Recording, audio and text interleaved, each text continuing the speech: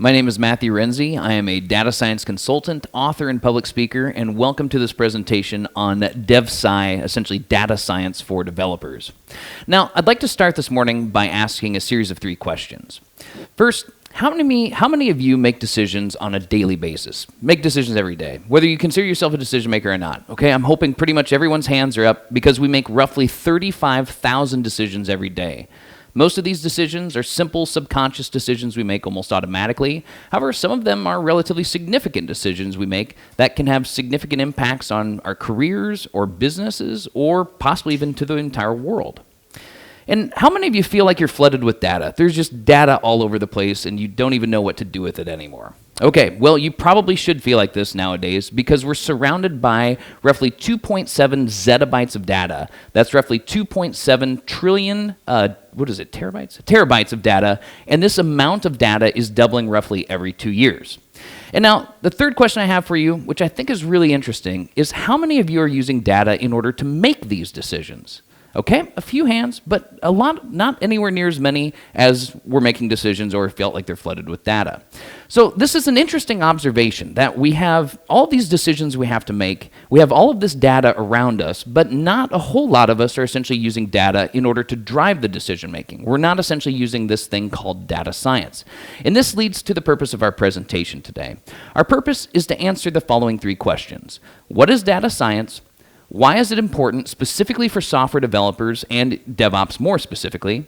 And how do I get started essentially using data science to make better decisions with this data that I'm surrounded by? Whether you realize it or not, there's a flood of data coming. In fact, the flood is already here and it's growing exponentially each year. So over the next few years, we're going to see 2 entirely different outcomes for individuals, businesses, and governments based on whether they learn to use these data to their advantage or not. Either these people, businesses, and governments are going to sink in the coming sea of data, or they're going to learn how to swim. So I'm currently doing what I can in my professional career to learn how to swim in this new data-driven economy, and I'm spending most of my time teaching others how to do the same as well. We see the same sentiment expressed by experts across various industries. In fact, I see articles like these popping up on a daily basis these days. There really does seem to be something big happening in the world of data and data science. The reality is that there's a growing demand for individuals with the skills in order to transform data into actionable insight. However, there's a significant shortage of people with the right set of skills that can use the right tools in order to meet this demand. As a result, this means the people that have the right set of skills and use the right tools are commanding significantly higher salaries in the IT industry right now. And there doesn't appear to be any end to this trend in sight. So you might be thinking to yourself, I'm not a data scientist, I'm not a data analyst or a data engineer, so how is any of this going to apply to me as a software developer working in the software development industry?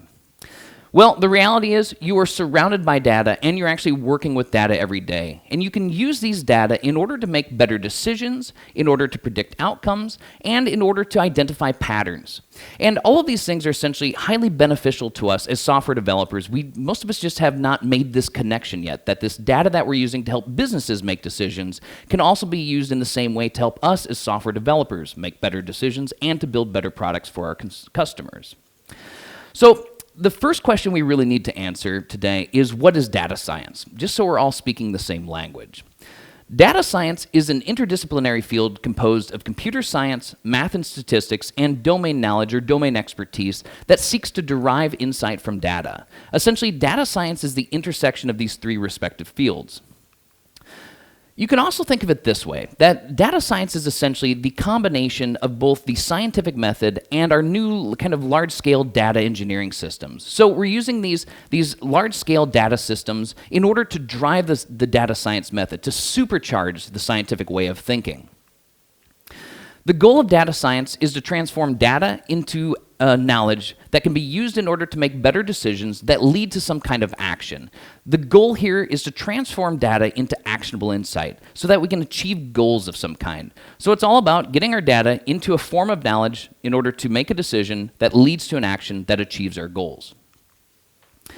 So what then is a data scientist? Well, a data scientist is obviously someone who performs data science for a living.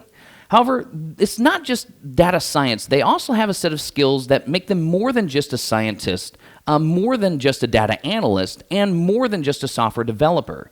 Essentially, they possess a fusion of these three sets of skills. They're not experts in all three sets, but they're at the intersection of these three sets of skills. And individuals with all three sets of skills are currently very rare in our industry, and that's kind of why they refer to these data scientists as unicorns right now. So because these individuals are relatively rare, most organizations have a team of data scientists instead, or a team that composes the core of data science in the organization. That typically involves having someone we call a data engineer, someone that understands the data extremely well. They know where all of the data are located, and they know how to get it out of the systems. We also have someone referred to as a domain expert. Now, this is a person that understands both the context surrounding the data and kind of the business case or the use cases for the data as well. In addition, we also have someone we typically refer to as a data scientist. This is the person that essentially understands the data science process and how to use all the tools in the data science space. So it's typically the combination of these three roles and some other roles that we typically throw in that compose the core of a data science team in most organizations, especially if they're larger organizations. So the next question we need to address are what skills are necessary in order to perform data science? Well, the skills that are commonly associated with data science are programming computers using programming languages like SQL, Python, and R, working with data, doing things like collecting, cleaning, storing, organizing data, creating and interpreting descriptive statistics, which is essentially the numerical analysis of data, creating and interpreting data visualizations, which is the visual analysis of data, statistical modeling, and using statistical models in order to perform hypothesis testing, to make predictions, or perform statistical inference. Handling big data, which are data sets of a volume, velocity, or variety that's beyond the limitations of conventional computing architecture. Creating machine learning models and using these models in order to automate decision-making and prediction. And deploying these things into production, which can mean a lot of things, either communicating our results to a wider audience to help them make a decision, making a decision on our own and then acting upon that decision, or actually deploying a machine learning model or an entire application into production. All right, so what tools are we using when we're performing data science? Let's take a look at the most popular programming languages, databases, big data platforms, and analytics tools currently in use. So for programming languages, you typically see three languages dominate this space: SQL, Python, and R. Now, these three languages are essentially the workhorses of data science. We use SQL to get data out of databases, to clean it, to transform it, and then for most of the statistical modeling, for machine learning, and for data analysis, we typically do a lot of that in both Python and R. There's other tools that we use, but essentially if you understand these three languages, their strengths and their weaknesses, and know where each language fits best, you're going to be in really good shape in the data science space. As far as relational databases go, we have MySQL at the top, Microsoft SQL Server, and then PostgreSQL.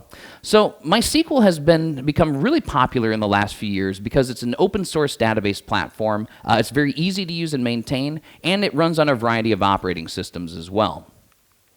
For the big data platforms, we have Spark, Hive, and MongoDB at the top.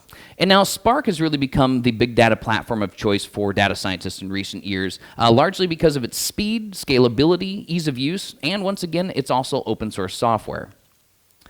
Now, in the analytics tool space, we have one clear winner, and that's Microsoft Excel. And I need to point out that most data scientists have a strong, is probably a light word to use here, a dislike for Microsoft Excel, and prefer tools that are a bit more statistically rigorous and auditable and programmable. However, the reality is that Microsoft Excel is essentially still used all throughout the business world, and any data scientist is going to have to spend a lot of time getting data out of Excel and essentially helping people implement models in Excel as well too. So you're still going to have to deal with Excel quite a bit. All right, so how is data science performed? Well, the general data science process works like this. We start with a question that we want to answer. Now, this can be a hypothesis that we want to test, a decision that we want to make, or something that we want to attempt to predict. Then we collect the data in order to perform our analysis. So this can either mean creating an experiment in order to generate new data, or many times the data already exist. We just need to go find them and pull them in for our analysis. Next, we need to prepare our data for analysis, and this is unfortunately the most difficult step in the process and consumes about 80% of a data scientist's time these days. We have to organize, clean, and transform our data, and as I mentioned, this is generally the bulk of most of the work that data scientists are doing. So unfortunately, despite the fact that this is being referred to as like the sexiest job of the 21st century, the reality is most data science is being a data janitor. The next thing we need to do is to create a model. And in the most generic sense, this can be either a numerical model that we're trying to use, a visual model like a data visualization, a statistical model, or a more complex machine learning or deep learning model. We need to use this model in order to make our predictions or decisions or to identify those patterns. Then we need to evaluate the model. We need to determine whether the model is essentially producing a high enough accuracy in order to be reliable, whether it's helping us to make an effective decision, or to answer the question that we're trying to answer. In addition, we need to make sure that our model is appropriate, both given the data and the context surrounding the data. Next, if everything looks good, we can deploy this model into production. And now, as I mentioned before, this can mean either communicating the results of our analysis to a wider audience, making a decision and then acting upon that decision, or actually deploying software like a machine learning model into production so that we can automate this decision-making process. And then we repeat this process for each question in our data science backlog. Essentially, we want to rank these questions that we have about our organization, our development team, or our customers based on priority. What is the highest value question we have once we answer it, and what is the cost or the risk associated, and rank these just like we would a product backlog in terms of maximizing our return on investment. And we want to use feedback as we're going through this loop in order to guide us through the process. So this is often an iterative process. When we're going through this process, we typically have to repeat this loop multiple times, improving the models, improving the accuracy, improving the results with each iteration.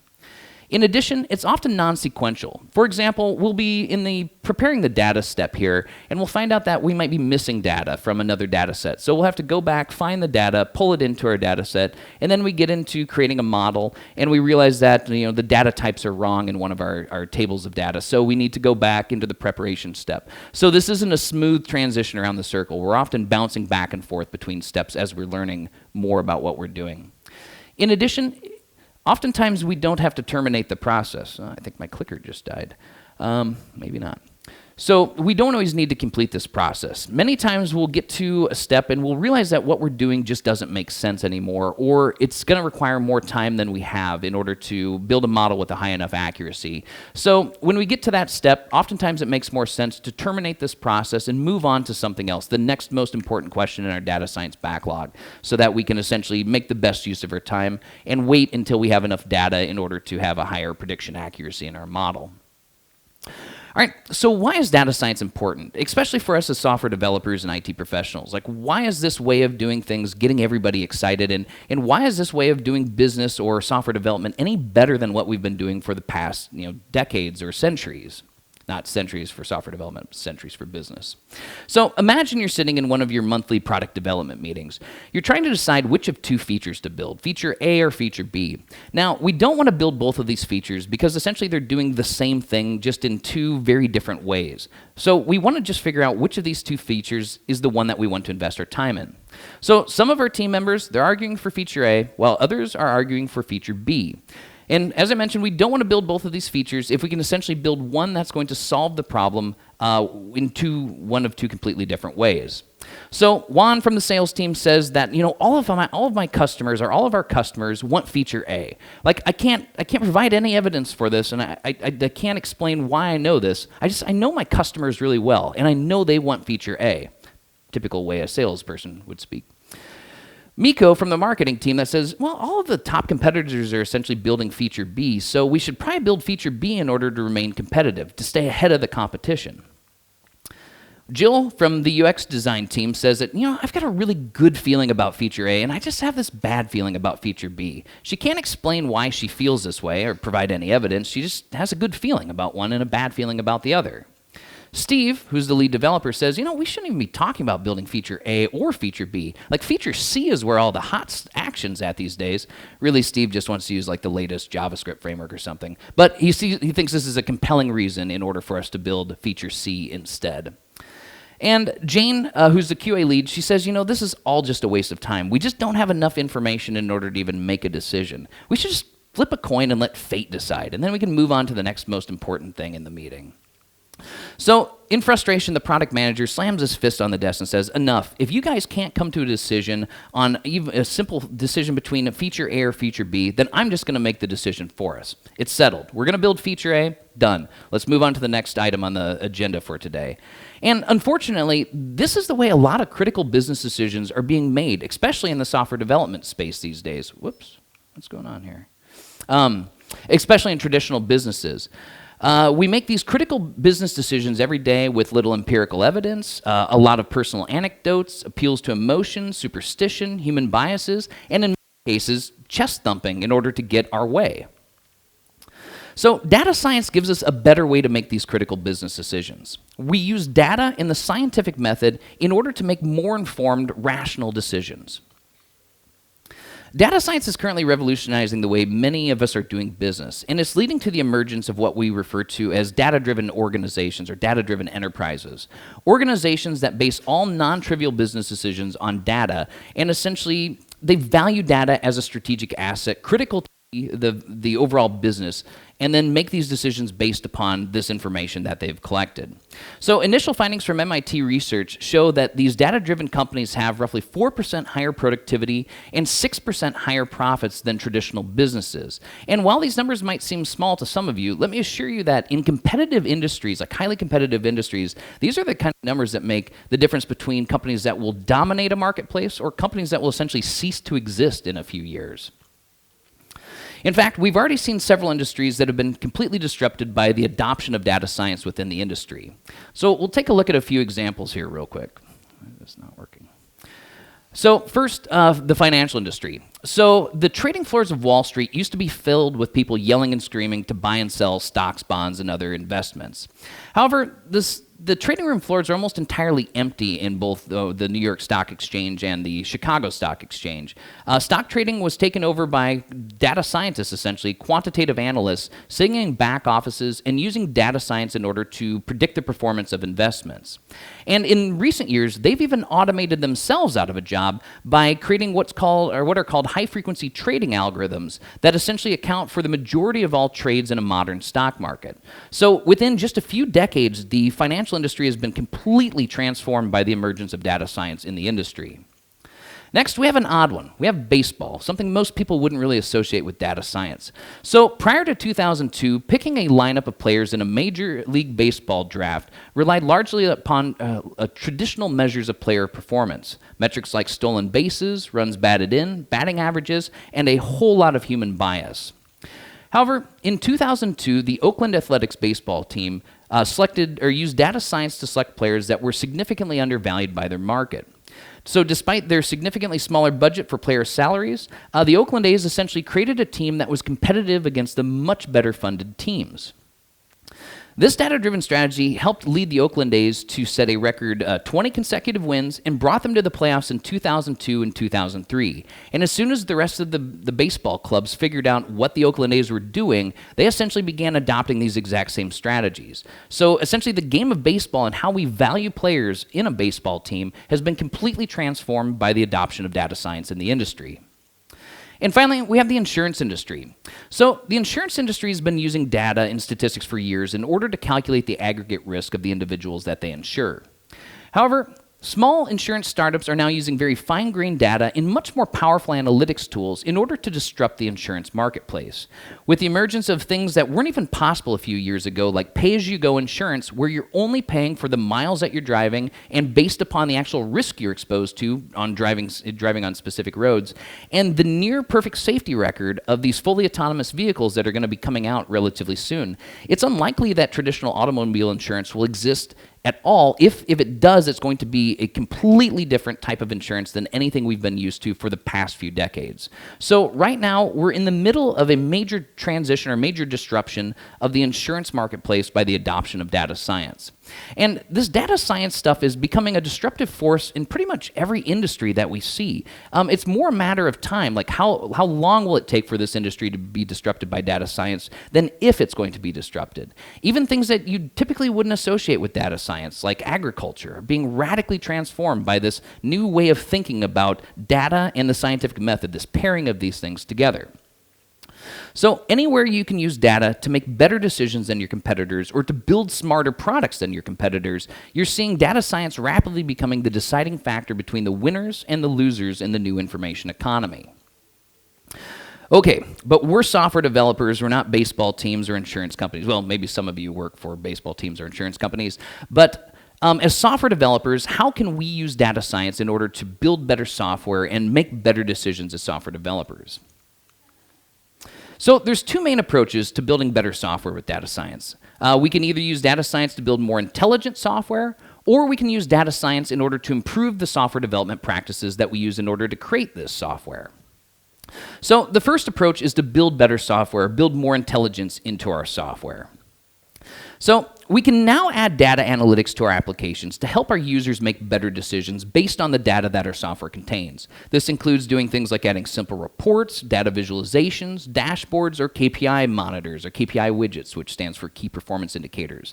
Just a few years ago, it was relatively difficult to add these kind of analytics capabilities to applications. And now it's actually really easy. They're almost drag and drop at this point in time. And it's getting progressively easier every year to add really robust data analytics tools to applications. However, we can also now add more advanced analytics capabilities to our applications. Things like using natural language queries and adding ad hoc query capabilities to our applications and data exploration tools. We can give users the ability to really get inside of the data and ask the questions that they need in order to get the right answers and make better decisions overall. Beyond just adding analytics to our applications, we can do more intelligence or add more intelligence to our applications using things like machine learning, deep learning, and reinforcement learning. So machine learning allows the software to learn how to solve complex problems without being explicitly programmed to do so. So in the old days, in order to solve a problem with a computer, we had to write code that says, if this, then that, and for this loop, a number of times do these steps. But with machine learning, we essentially just provide the algorithm with a set of data, and the machine learning algorithm essentially learns a model that makes a decision or a prediction based upon the data that it's seen. There's many ways that we can add intelligence to applications with machine learning. So we're just going to take a look at a few of the simpler ways we can do this right now. So first, we can perform what's called classification, which is where we make a decision or a prediction based on two or more categories or outcomes. For example, deciding whether to accept or reject a loan for an individual, or accept or reject a customer for a loan based upon their previous financial history. Regression, which is where we attempt to predict a numerical outcome based upon a set of input variables. For example, trying to determine what the sales price of a house is based upon features of the house, like the area or the number of bedrooms or distance from schools. And I should point out that this is just a simplified two-dimensional representation. Most of the data that we're working with here is very high-dimensional spaces, sometimes up to 100 or 1,000 different dimensions of data. We can also do things like clustering, where we attempt to group objects together based upon similarities in their data. For example, grouping customers into marketing segments based upon like their demographic data. And we can also do anomaly detection, where we find observations that are different from the normal data. For example, detecting a spike of negative comments about a new product that we just released is probably an indication that there's a problem with this product and we need to do something about it. One of the ways we can add intelligence with machine learning and the use of data is something we refer to as anticipatory design. So anticipatory design allows software to use the historical data in order to anticipate the needs of the users. So we can essentially have the user interface or the user experience become modified by the historical use of the application itself, so that the UI or UX is essentially providing an experience that anticipates the needs of that user. For example, when you open an application like Spotify, the music player, it's essentially recommending a list of songs that it thinks you're going to like to listen to.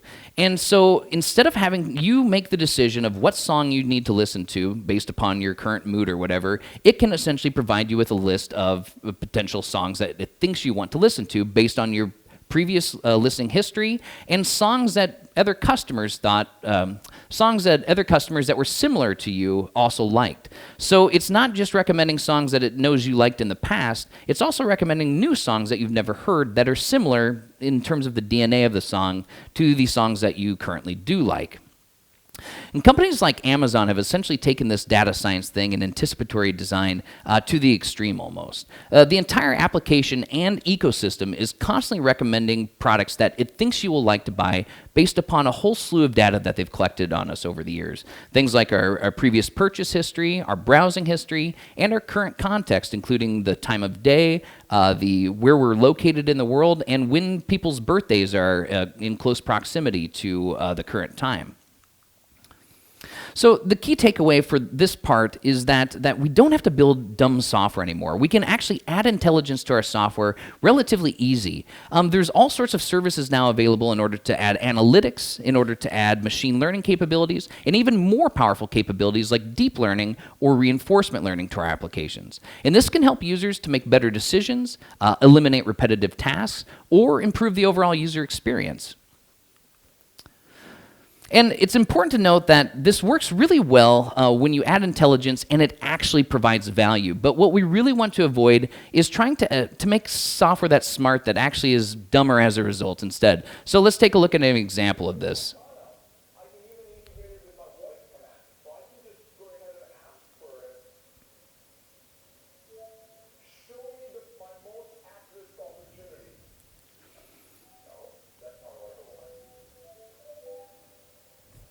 So there's nothing more frustrating than when a piece of software that's supposed to be more intelligent essentially makes the process more difficult overall. Whoops, what's going on? Sorry, I'm having a bit of difficulty with my clicker, so I'm trying to keep it from auto-advancing ahead of me. So this way of building new software, oops, sorry. All right, so the second approach to building software, or building better software with data science, is essentially to improve the software development practices that we're using in order to build that software. So this fits in very well with our existing Agile software development methodologies. Essentially, we're using the same build, measure, learn loop or cycle that we currently use. However, we want to use data in order to improve the quality, the quantity, and the speed at which we get this feedback in our Agile software development loop. So data science allows us to perform what we refer to as hypothesis-driven software development. So every time we have an idea for something that we think might improve the software development process or the software itself, we can run it as a hypothesis to be tested. So for example, imagine that we're planning to build one of two features in our software, this feature A or feature B that we discussed earlier. So both of these features do roughly the same thing, so we just want to build one of them instead of having to duplicate the effort and essentially waste resources. So our problem here is that we have two features with similar benefits, so our hypothesis is that we think users will prefer feature A over feature B, so we would just want to build one of these two features. As an experiment, we could essentially just survey 100 users to see what their preference is. We show them the two options, and we essentially see which of the two options that they think they would be more likely to use. And we typically want to do this with what we call friendly users, users that essentially are very willing to give us feedback on the product and won't judge too harshly with a new experimental feature. So finding that right cluster of users that essentially are willing to give us feedback is critical for these kinds of survey-based experiments. But we have to decide ahead of time what level of support is necessary in order for us to move forward with building only one feature instead of building both. For example, we might decide up front that if at least 60% of users prefer feature A, then we're going to build feature A and not build feature B. So we perform an analysis based on the data that we've gathered from this survey, and we find that 80% of our users prefer feature A over feature B. So that meets essentially our threshold or level of support. So as our decision, we decide to only build feature A. And now, this might sound like a lot of effort in order to gather this data, in order to run this experiment and make this decision. But if the cost of building these features is going to be in the tens of thousands or hundreds of thousands or even millions of dollars, like this is a very good way in order to make a sound decision before we've invested all of that effort or gone and built both of the features. We essentially want to maximize the value that we're getting from the work that we're investing by making these critical business decisions in a more rational way. As another example, imagine that our team has been producing a large number of software defects. These defects are costing a lot of money, and they're essentially grinding the velocity of the team to a halt. We're just spending all of our time fixing these defects that come out. So we have to do something about it. As a hypothesis, someone on the team has suggested, well, maybe we should try pair programming. I did it in another company, and we really had low defect counts. And other people on the team have heard about pair programming, but they don't know enough about it to decide whether this is something we need to be doing or not. So our hypothesis is that pair programming will reduce software defects. As an experiment, we just decide as a team, we're going to try pair programming for 4 sprints and see how things go. We want to see if the defects either increase, decrease, or remain the same. We also decide as a team that the level of support to move forward with pair programming is that if we see a 20% or greater, or I guess less, a decrease in defects after 4 sprints, then we'll continue pair programming going forward. So we essentially perform our 4 sprints worth of work using pair programming, and we collect the data. And we see a 30% reduction in the number of defects per sprint over that time. So based on that analysis, we decide that we're going to continue pair programming going forward. So this is one of those things as a team we could have just decided to do pair programming, and it may or may not have worked. But now we have a more objective way to think about whether pair programming was successful or not to essentially help convince other teams or to convince management that pair programming is better for our team if our goal is to reduce defects. Because management always looks at things like pair programming from a purely cost standpoint. And they just think, well, if the developers are now 2 developers are doing the same work as 1 developer, then our cost is essentially going up. Or essentially the value that we're getting goes down. But essentially, if you can make compelling arguments that the value that we're deriving from the reduction in defect is actually increasing the velocity of software development greater than what it's costing us in terms of the pair programming redundancy, you're better off overall. So being able to provide more evidence for the rationale for these kind of decisions is beneficial, not just for convincing software developers on the team of the value of this, but for convincing others in the organization and management as well.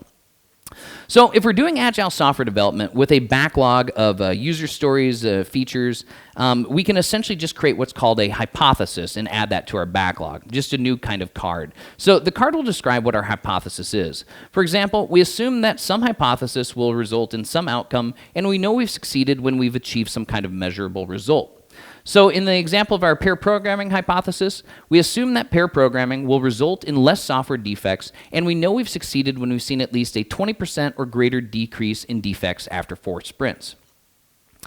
However, it's important to note that not all hypotheses are good testable hypotheses, and in many cases, they're not cost-effective to test. What is most important when applying this data science process is that we have to make sure that the value we're deriving from the information we're gaining is more valuable than the cost in order to run the experiment. So if the value that we're gaining is better than the cost, we're essentially gaining value as an organization overall. However, if the cost to run these experiments and gather this data and analyze it is greater than the value we're deriving, we're essentially losing money overall. So we need to make sure that essentially it's in the right direction. So there's many tools and techniques we can use in order to make this data science process work simply or effectively in our organization. A really simple and easy way to get started is doing something called A/B testing. So A/B testing is just a simple strategy for deciding which of 2 options is better. So for example, imagine that we're trying to determine which of 2 page layouts, we'll just refer to this as the color of the page, is going to increase our website's click-through. And website click-through is one of these things that's really important to driving revenue for the business. So this is an important decision. Should we go with blue or should we go with green on the home page or the call to action button? So first, we randomly redirect 50% of our users to page A, and then we randomly redirect 50% of our users to page B. So the users don't know that they're being directed to these 2 different pages. We're just randomly putting them in one of 2 directions. Then we determine which of these 2 page layouts, if any, had a statistically significant difference in terms of the click-through that they produce. If one of them produces a higher click-through, then that's obviously the better of the 2 choices, and we can continue to evolve or iterate upon that page design or page color. If none of them produced a statistically significant difference, either the page color doesn't matter and we can move on to the next most important question, or we can try a third color and compare it with one of those 2 to see if we have a statistically significant difference in the third color. So the second thing we can do is to use feature toggles. And feature toggles allow us to turn on a feature for just a subset of the users of our application. So for example, we want to roll out a new experimental feature to answer a question of some kind, to see whether the feature is valuable enough to use, whether it takes the users a long time in order to use this new feature or do it this new way.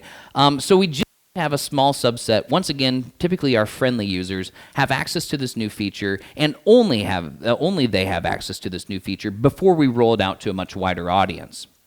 So this allows us to gather feedback about the new feature so that we can make better decisions about certain aspects of the feature. For example, is the feature valuable enough to continue developing out entirely? Are users using the feature now that they have it available, or are they just ignoring it? And how are they using the feature? And is this feature causing a new kind of error for the users that we want to get fixed before we roll it out to the wider audience? Essentially, the entire DevOps pipeline possesses valuable data that we can use in order to make better decisions about our software development practices and the products that we're creating. Data that we can use to decide what features to build, how to increase our code quality, and how to improve our software deployments. So let's take a look at a few places in our DevOps pipeline that act as repositories for data that we can then use to run experiments and improve our overall software. So first, we have code quality metrics. Code quality metrics are measures of the quality of the code that our team is producing. For example, we have things like our cyclomatic complexity, dependency graph, code duplication, and more. We can essentially use these data in order to answer basic questions like how maintainable is our code? Most people don't have any objective measure of the maintainability of their code, but all of these data are readily available if you analyze the code properly. How complex is the code we're writing? Obviously, more complex code is more difficult to maintain, so we want to have the simplest code that solves the problem at hand. Or we can answer more advanced questions like, well, how should we organize our code in order to maximize cohesion and minimize coupling? These are things that we can actually answer in objective ways now if we use the data in our code base. So rather than using these highly subjective measures of code quality that we've all been using for years in our code reviews, we can now have more objective empirical discussions about code quality. If you can show someone that the cyclomatic complexity of this way of doing code is less than the cyclomatic complexity of this way of doing code, you can make an argument that, well, maybe this way is actually better without just telling someone your code sucks and it's no good. You know, we can have these discussions in a much more professional and objective way. Second, we have things like source control metrics. So source control metrics essentially allow us to track the evolution of the code as it's evolving over time. For example, things like our check-in frequency, our file modification date, and even using static code analysis on the code diffs over time. So we can use these data to answer basic questions like how frequently are we checking in code? We know teams that check in code more frequently typically perform better overall, and so using this as a measure for I don't want to say for a good team versus a bad team, but using this as a gauge is often a good indication or a good metric for us to use for essentially check in more often. That's the advice I have. And which files are modified most frequently. So for example, if you've got one file that's constantly being modified by everyone on the team or even multiple teams, which would be a travesty, relative to all of the files around it, that's usually an indication that there's something in that file that needs to be modified, something that may need to be extracted out in order to reduce the number of times people are making modifications to that file. We can also answer more advanced questions, like how is our code base evolving over time? Most software developers has a general feeling that, well, things are getting more complex over time, but how many of you can actually quantify how the complexity is increasing or how the maintainability is decreasing over time?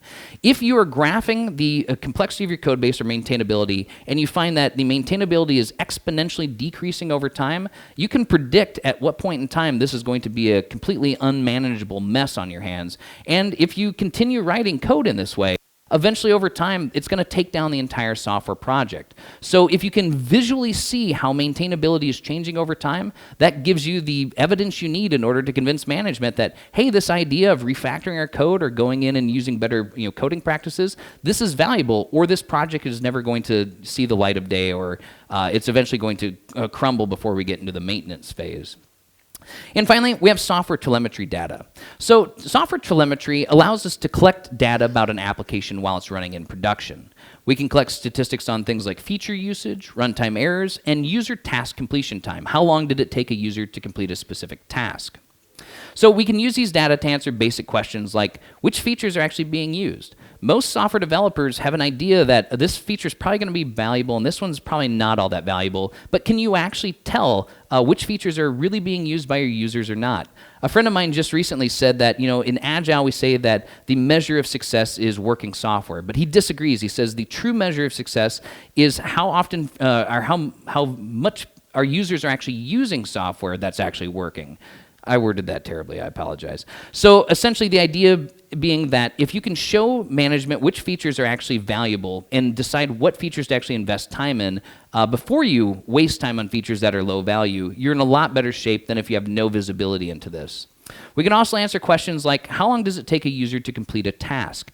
If a task is taking way longer than it should, that might be an indication that we want to change the workflow of that task or change the user experience in order to speed it up for our users. And we can also answer more advanced questions like, is someone hacking into our system right now? The unfortunate reality is that most software developers have no idea if someone's hacking into their software right now or not. But we now have these tools that allow us to both monitor and detect anomalies in our code or in our software telemetry data, but most of us aren't using them right now. So the key takeaway from this part of the why data science is important for software development is that our DevOps pipeline is more than just a tool that we use to build our software. Obviously, it's a whole culture and an ecosystem of things. But the DevOps pipeline is more than just a tool to build the software. It's also a repository for data, a vast treasure trove of information that we have about the software as we're building it. And it allows us it's also a laboratory that we can use in order run experiments in order to make better decisions about these software development practices. So I was going to give a little bit of advice for success, but we're kind of running short on time, so I'm just going to click through these real quick so you can see what they are. But if you guys want to, come chat with me afterwards, and I will talk to you about any of these tips for advice that I think are valuable to know. But we need to wrap things up here, so how do we get started? First, I highly value online learning. I think learning is very important, and I've created a series of courses that will help you to learn data science, especially from the standpoint of a software developer. Things like data science with the programming language R, exploratory data analysis, data visualization, deep learning, and more. And I'm working on a new series of online courses to take software developers from the basics of data science through machine learning, through deep learning, and into deep reinforcement learning, which I think is going to be the future in terms of software development, doing things like data-driven artificial intelligence. And you can find all of this information on my website, so feel free to reach out to me if you have any questions. I've got tons of articles, courses, presentations, videos, full-day workshops, open source software on this topic, and much more. And feedback is very important to me. I use your feedback to improve each and every one of my presentations, so if you do chat with me afterwards, just let me know what you found valuable about this talk and what things you think I could do in order to improve. So, in conclusion, today we answered 3 very important questions about data science. We learned what data science is. There it did it again. We learned what data science is, why it's important, and how to get started building better software with data science. So I believe that we're just beginning to see the true potential of data science. Data science is going to have a fundamental and profound impact on software and the IT industry for many years to come. So to end, I'd like to propose 3 new questions to you. Are you prepared for this? Is your team prepared for this? And is your organization prepared for this? If you, your team, or your organization would like help preparing for the coming data science revolution, please feel free to reach out to me. I would love to help. Thank you very much.